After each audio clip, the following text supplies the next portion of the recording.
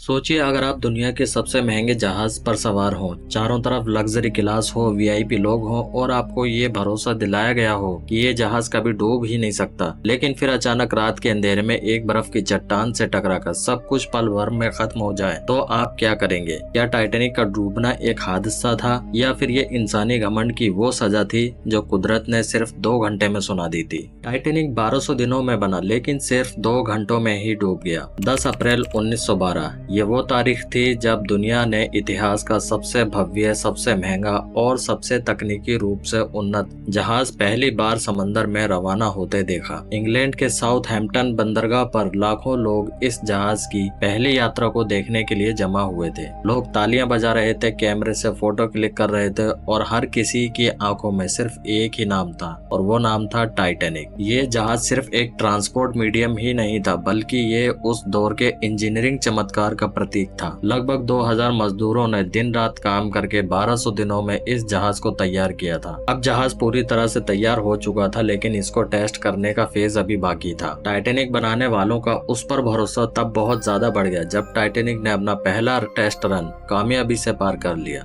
और जब इसे लॉन्च किया गया तो एक ही टैगलाइन ने इसे अमर कर दिया, द अनसिंकेबल शिप, यानी कभी ना डूबने वाला जहाज। लेकिन किसे पता था कि जो जहाज 3 साल में बना वो सिर्फ 2 घंटे 40 मिनट में समुद्र की गहराइयों में समा जाएगा। आज हम जानेंगे टाइटैनिक से जुड़ी वो 6 भयानक गलतियां जो इसकी बर्बादी की वजह बनी। ऐसी गलतियां जिन्हें नजरअंदाज किया गया और जिनका अंजाम 1500 से ज्यादा लोगों की जान बन गया। ये वो गलतियां थी जिन्हें 40 साल का अनुभव रखने वाले कैप्टन एडवर्ड स्मिथ भी न देख सके, न ही व्हाइट स्टार लाइन कंपनी जिसने 107 जहाज ऑपरेट किए थे और ना ही हॉरलैंड एंड वोल्फ जिन्होंने इससे पहले 500 से ज्यादा शिप्स बनाए थे। हेलो दोस्तों, आप देख रहे हैं रैपिड ज्ञान की एक और जानकारी और होश उड़ा देने वाली वीडियो। अब हम देखेंगे टाइटैनिक की एक झलक। टाइटैनिक को बनाने का काम 1907 में शुरू हुआ था। इसे बनाने में 3 साल और भारी निवेश किया गया। इस जहाज की लंबाई 882 फीट और चौड़ाई थी 92 फीट और वजन था लगभग 46,000 टन।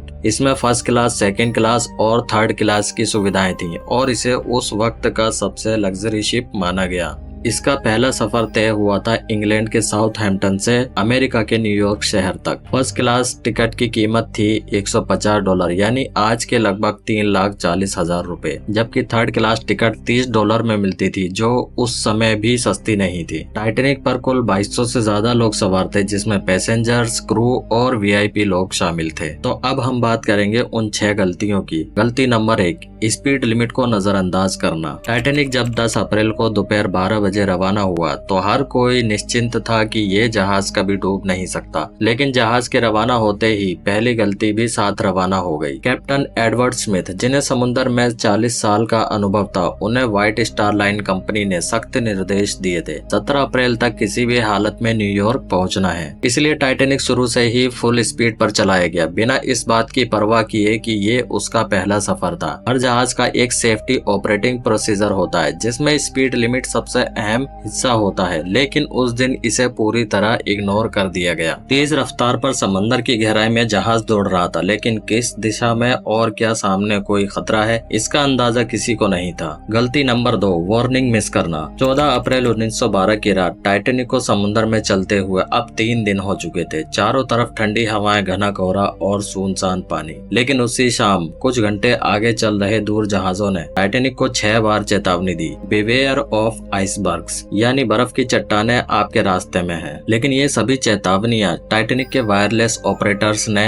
या तो अनदेखा कर दी या सीरियसली नहीं ली, क्योंकि उनका ध्यान ज्यादा था फर्स्ट क्लास पैसेंजर्स के पर्सनल मैसेज भेजने और रिसीव करने में। अगर उस वक्त इन वार्निंग्स को गंभीरता से लिया जाता तो टाइटैनिक का रूट या स्पीड बदली जा सकती थी। गलती नंबर 3, दूरबीन नहीं थी। शिप के लुकआउट यानी निगरानी करने वाले 2 लोग हर वक्त जहाज की आगे की दिशा पर नजर रख रहे थे। उनका काम था बर्फ की चट्टानों जैसी किसी भी रुकावट को समय रहते देखना। लेकिन आपको जानकर हैरानी होगी, उनके पास दूरबीन ही नहीं थी। जी हाँ, दूरबीन की चाबी गलती से एक पुराने अधिकारी के पास चली गई थी और उसके बाद किसी ने दोबारा इसकी परवाह नहीं की। 14 अप्रैल की रात 11:40 पर उन्होंने आखिरी वक्त पर एक विशाल आइसबर्ग देखा और तुरंत कैप्टन को अलर्ट किया, लेकिन तब तक बहुत देर हो चुकी चुकी थी। गलती नंबर 4, कमजोर रिपिट्स। कैप्टन स्मिथ ने जैसे ही खतरे को पहचाना, उन्होंने टाइटैनिक को मोड़ने की कोशिश की और इंजन को रुकवाया, लेकिन फासला बहुत कम था और स्पीड बहुत ज्यादा। आइसबर्ग ने जहाज के दाएं हिस्से को चीरते हुए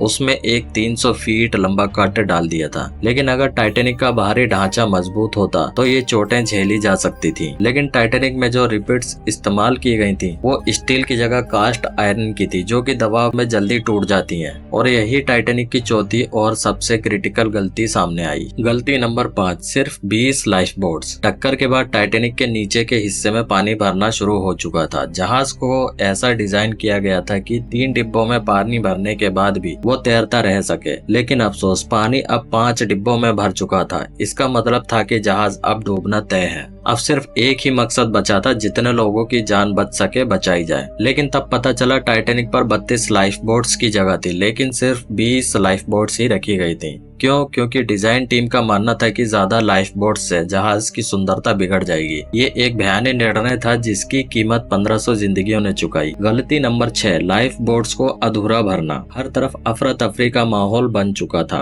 और हर शख्स उन चंद गिनी चुनी कश्तियों में सवार होना चाहता था। 12:45 पर पहली लाइफ बोट समुद्र में उतारी गई, लेकिन यहाँ हुई एक और छठी गलती। अफरा तफरी के माहौल में कश्तियों को पूरा भरे बगैर ही समुद्र में उतार दिया गया और 65 लोगों की जगह सिर्फ 28 लोग ही कश्ती में बैठाए गए। और ये गलती बार बार दोहराई गई, जिसमें ज्यादातर फर्स्ट क्लास पैसेंजर्स को पहले भेजा गया, यानी जो लोग ज्यादा अमीर थे उनको पहले बिठाया गया। कश्तियों में अगर ज्यादा पैसेंजर्स को बिठाया जाता तो लोगों को बचाया जा सकता था। जहाज तेजी से समुद्र में डूबता जा रहा था। 2:18 पर शॉर्ट सर्किट की वजह से टाइटैनिक की सारी बिजली बंद हो गई थी और अगले ही पल जहाज टूटकर 2 हिस्सों में बट गया। टाइटैनिक को समंदर के अंदर पूरी तरह डूबने के लिए 2 घंटे 40 मिनट लगे और इस तरह 1500 लोग समुद्र के ठंडे पानी में डूबकर मर गए। आपको एक और बात भी बताते चलें कि उस वक्त अटलांटिक का पानी -2 डिग्री सेल्सियस था। ऐसे तापमान में इंसान 20 से 30 मिनट से ज्यादा जिंदा नहीं रह सकता। जो लोग पानी में कूदे उनमें से 90% लोग हाइपोथर्मिया से मर गए। कई एक्सपर्ट्स मानते हैं कि मरने वालों की संख्या 1500 से कहीं ज्यादा थी, क्योंकि कई लोग बगैर टिकट जहाज पर सवार थे